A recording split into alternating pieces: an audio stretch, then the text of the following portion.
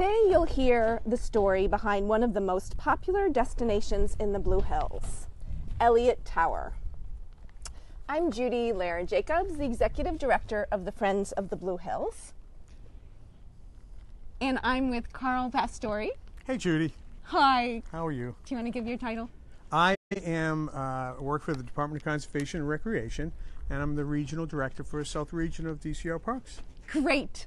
So if you have been to Eliot Tower, please let us know. We'd love to know. Let us know in the comments. A yes would be great, or some stories about how you've come here before. That would be awesome. You are watching Blue Hills Alive, your weekly guide to the Blue Hills, which is every Thursday at noon. We would like to thank our sponsor, Tom O'Neill of Success Realty in Milton. And if you would like to learn more about the Blue Hills, you'll want to download our free guide at friendsofthebluehills.org/guide, and we'll put a link in the comments below, and we can start. So Good. Do you want to just give us a sense? You've been working for the DCR Oh, a long time. in the Blue Hills for several decades, right? Well, yeah, not just in the Blue Hills. We love the Blue Hills, but a number of places. I worked in state government and at DCR about 30 years, and worked at a number of places and had a number of jobs. You know, a laborer, ranger, park interpreter, park supervisor, a lot of park supervisor jobs, including over at the Quincy Quarries. In the past 10 years or so, I've been a regional director at DCR, Department of Conservation and Recreation. Great.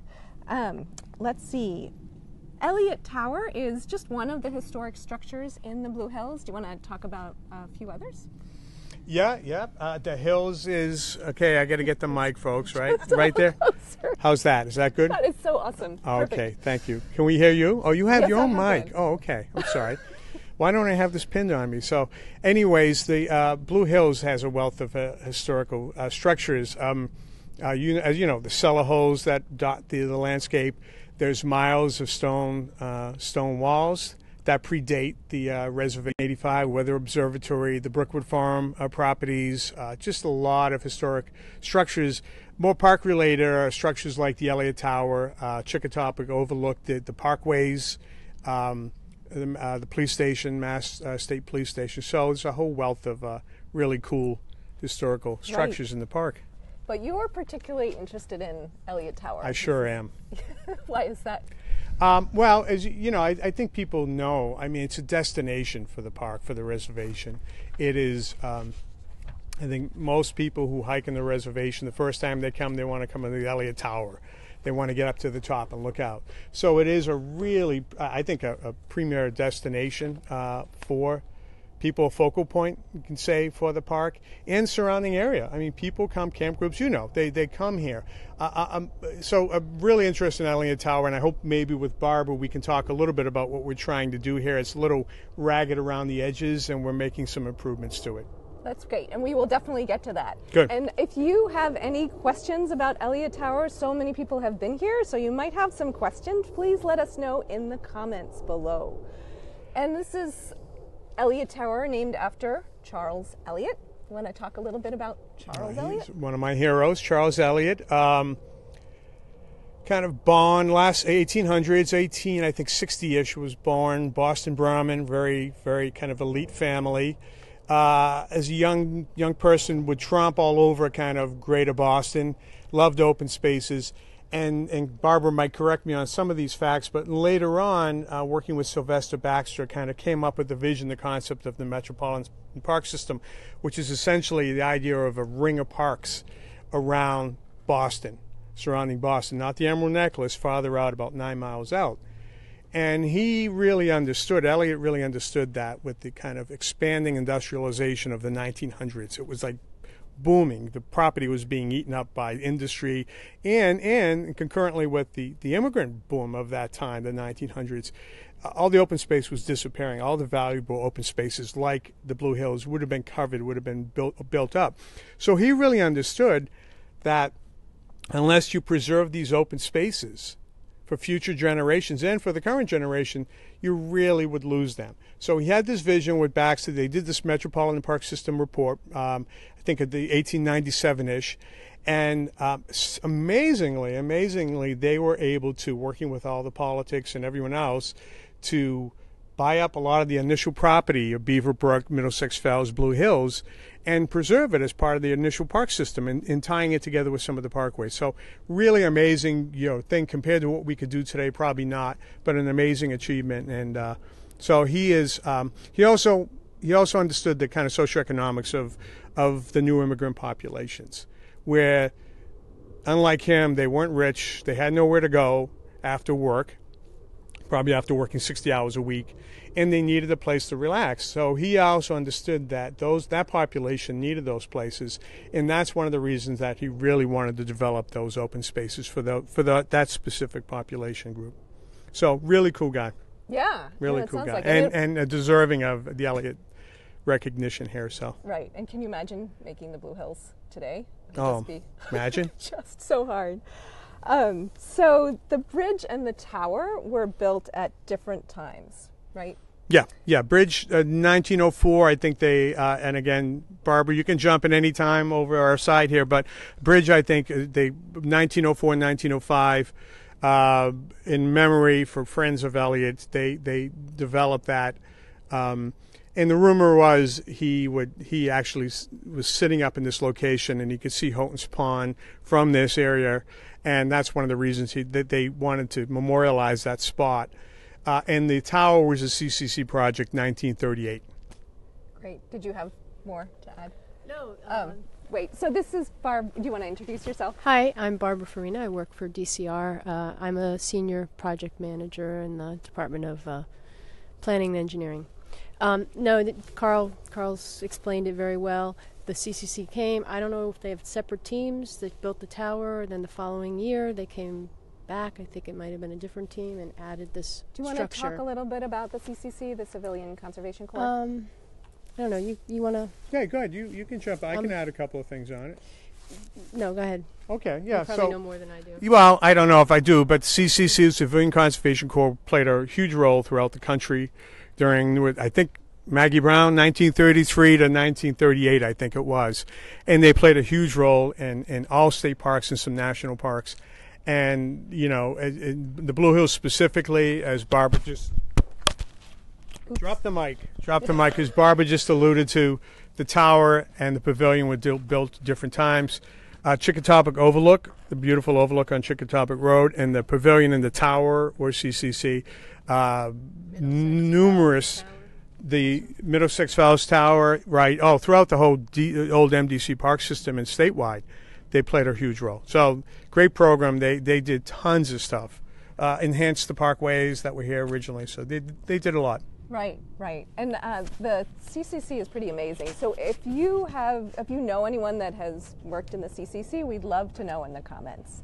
It would be just great to know who in the Blue Hills community has that experience. So my question is, do you think Charles Eliot would like this tower and bridge? I don't know. I know he liked landscapes. He loved creating kind of those views and viewscapes. I don't know. What do you think, Barbara? Not as it looks now, but... No, not as it looks now, but I think he was instrumental in going out there and taking photographs of the landscape, and we have that documentation to sort of look at and say, wow, Great Blue Hill was bald back then. All this growth is new. So I think some of the plans we have in store, hopefully, will actually make this look more like it did, parts of it, when he was, walking around and looking at Houghton's Pond and where the city of Boston would grow. Yeah, so I think he would like it more, like as Barbara alluded to, if the views were better from where we're standing. So I know we're all gonna work on that. Right. So, and is this like a common structure, like a big stone structure during that time? Is that something that people built a lot? Any thoughts with CCC? Any thoughts on that? Well, I think part of the CCC was putting people back to work post-Depression.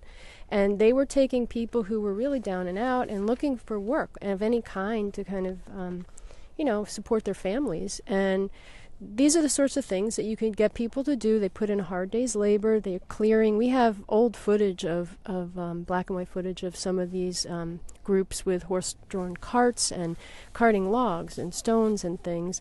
And it was a way to get people back to work and doing something for the public good. And so I think if you didn't know your masonry, it was a trade that you were learning from others on the job. And so where did the stone come from? I'm guessing it was probably local. And if they ran out, we have Quincy Quarry not too far. Right.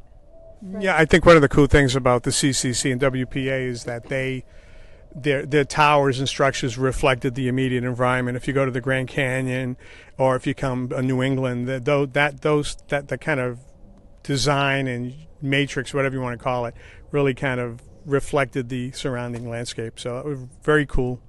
I think very cool. Are there any questions? Chris Garland says, hi, Barbara. Hi. That's fun. So we had one on Facebook earlier from Mike Fishman. He wanted to know, how were the materials to build the tower and footbridge brought up there? Was the access road to the observatory a former construction or carriage road? Well, I think our friend at the Weather Observatory, Don McCaslin, said that the service road was, Summit Road we call it, was similar configuration in that probably the lumber and some of the materials they brought up that way. But I would imagine a lot of these materials that look similar to stuff you might see around came from either the quarries or the general area. Got it. And if there's so much to know in the Blue Hills, and if you want to learn more, you can download our free guide at friendsofthebluehills.org/guide. And so why don't we talk about the construction? The Department of Conservation and Recreation just finished a lot of construction, and we're hearing more now. I'm going to give that to Barbara. Yeah, Barbara's doing a great job heading it up. Barbara, here, you want to hold that? Well, I think we have to thank Karl for really adopting this as a favored project and kind of pushing myself along with others to really get in there and see what we can do with limited funds and lots of other need throughout the state and the region. I mean, the commissioner's been real supportive on it too. Yes, the commissioner is a fan of Eliot. And I think it started with the bridge a few years ago. There was some serious need. It's an actual true arch. We have old photos of wood centering. It's sort of a semicircular form that's used to place the stone until you get that keystone into place where it becomes self-supporting. So there were some key pieces of stone that were missing. The mortar was failing. And we really needed to take action before we had a big collapse. And Karl has pushed on that. We had masons out here to do that work. We feel it's in good shape right now. The surface is, the walking surface is back together and looking good. And then we really felt we really needed to deal with the roof, which you had unintended skylights in. Look right through the holes. It was an interesting project because we want to respect the history of the structure and what was there, but we also have to think about how it's used and making sure it holds up for the long term.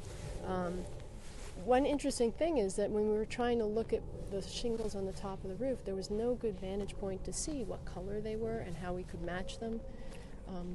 So we wanted to match what was on the original slate. We have chosen a synthetic slate because it's going to hold up better long term. Real slate is brittle when it's cold, and we know because of the amazing view that people like to hop up on that roof. Hopefully it won't happen because we'll open up some of these views, but we wanted to do what we could to both restore it to a more historic appearance, but also make sure that whatever we did was going to stick around. So that's how we ended up kind of in the middle with a synthetic slate, which is more forgiving. We have weight on it. It's the thickness matches what we found up on the top of the tower. and we hope that it'll be there for a good long time. We also replaced some of the deteriorated wood. We replaced some of the tie rods, the iron tie rods on the inside that were missing, which are structurally necessary to hold the two pieces of the roof kind of in. And we're wrapping that up hopefully today. The last bits are happening. Great. We had a break over the winter. It was difficult to even get to the site. So hopefully that'll be wrapping up today. And then we're looking forward to doing some of the other masonry repairs and taking care of some of the severe erosion around the building and looking at the paths and how that might, how we might, see what we can do to improve them. That's great. Is this the first time that renovations like this much construction has been done? I can only speak for the time I'm here, and we know there was an asphalt roof. So at some point, about 25, 30 years ago, I someone, heard the guys put up this. The staff at the Blue Hills redid the roof with asphalt. So that bought us some time to do it this way. So we also discovered, well, we know that there's some been rafters that have been replaced, and at some point this room was filled in on the corner. That was not originally a room. It was open, symmetrical. So for some reason that space was filled in. and we're going to hopefully, and the plan is to restore it right. Hopefully we can, and that may be where some of this stone terrace disappeared to. They might have taken it and used it to build stone walls. It was handy. I forgot to mention Mike Fishman's question. That was it. What was the original intended purpose of the pavilion and fireplace on the back half of the tower? This part. The older we don't have full plans of this, but one of the plans calls it a picnic shelter. So it seems like a reasonable. Yeah, I mean it's a place for groups and have a fire. Back then, when the fireplace was working. So the fireplace isn't working. That's why it's closed. The fireplace, though, the intent is hopefully, later on is to have the fireplace functioning again, kind of closed off with a grate, not for general use, maybe for special events and special groups, special use permits that we have. That's part of the kind of idea, whether or not that comes to fruition. We hope so. Right, that sounds great. Yeah. Is there anything else that I forgot to ask or that you want to mention about Eliot Tower? Oh, I think, again, it's something that we're all working together, and we're going to be working with you guys, as you know, and other groups to get the tower property, making it accessible, on the pavilion to be accessible. The landscaping, the approximately 1/10 mile Eliot Memorial Loop kind of fixed up, and tie it all together into this kind of really, really nice memorial for Charles Eliot. And lastly, I would be remiss not to thank you guys, the Friends, for all the work you guys do. You guys are great stewards of the park, and Charles Eliot would be proud of you, all the work you guys do. So thank you again. Thanks, I appreciate it. Well, thank you. Thanks, everyone. We didn't pay him to say that. No, not at all. Not at all. So thank you for watching Blue Hills Alive, your weekly guide to the Blue Hills, which is Thursdays at noon on Facebook Live. Another shout out to our sponsor, Tom O'Neill of Success Realty. And if you haven't yet downloaded the free guide to the Blue Hills, you can get it at friendsofthebluehills.org/guide. And we hope to see you next Thursday at noon when we visit Liquid Farm. Hey, one other thing. Again, I would be remiss also if I didn't mention the staff at the Blue Hills. All the staff do a great job. This place wouldn't be here if it wasn't for the wonderful staff, all the staff that manage the Blue Hills. So thanks to them, of course. Yes, I totally agree. And thank you for mentioning that. BCR staff is great. So we hope to see you next Thursday.